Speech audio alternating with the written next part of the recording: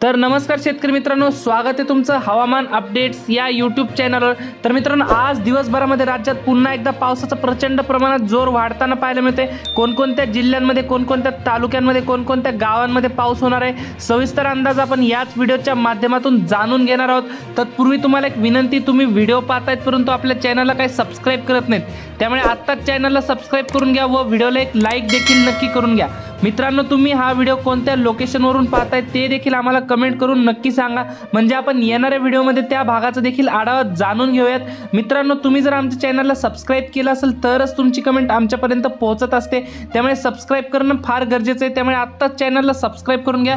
तर आपण आज या ठिकाणी कोणकोणत्या जिल्ह्यात पाऊस होणार आहे, जसं की आपण स्क्रीनवरती बघू शकताय, आपण मराठवाड्यापासून सुरुवात करूयात। आपण जसं की स्क्रीनवरती बघू शकताय, बीड, लातूर, धाराशिव, छत्रपती संभाजीनगर, नांदेड, परभणी, हिंगोली, जालना या मराठवाड्यातील 8 जिल्ह्यांमध्ये आपल्याला आज मराठवाड्यात मध्यम ते जोरदार स्वरूपाच्या पावसाची शक्यता पाहायला मिळते। आपण जसं की स्क्रीनवर बघू शकताय, नांदेड, माजलगाव, बीड, गेवराई, केज, भूम, परांडा, वाशी, धाराशिव या भागामध्ये अतिमुसळधार स्वरूपाच्या पावसाची शक्यता ही पाहायला मिळते।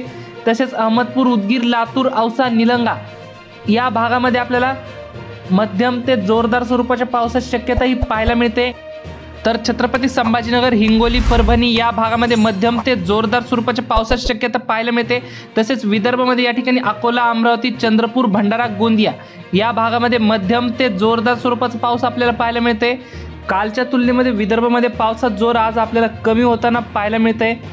तर वाशिम, वर्धा या भागामध्ये आपल्याला मध्यम ते हलक्या स्वरूपाची पावसाची शक्यता पाहायला मिळते, परंतु या ठिकाणी भंडारा, गोंदिया या जिल्ह्यामध्ये पावसाचा जोर वाढताना पाहायला मिळते। तसेच मित्रांनो, पश्चिम महाराष्ट्रात जर विचार केला तर सांगली, सातारा, कोल्हापूर, नगर या भागामध्ये आपल्याला पावसाचा संततधार आपल्याला पाहायला मिळते। या भागामध्ये जोरदार स्वरूपाच्या पावसाची शक्यता पाहायला मिळते।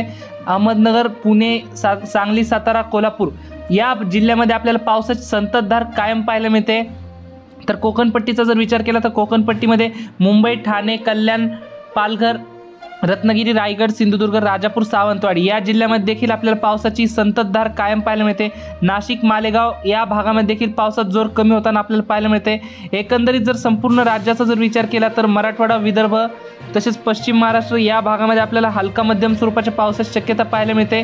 तर पश्चिम महाराष्ट्र व कोकणपट्टीमध्ये आपल्याला पावसाची संततधार आपल्याला पाहायला मिळते।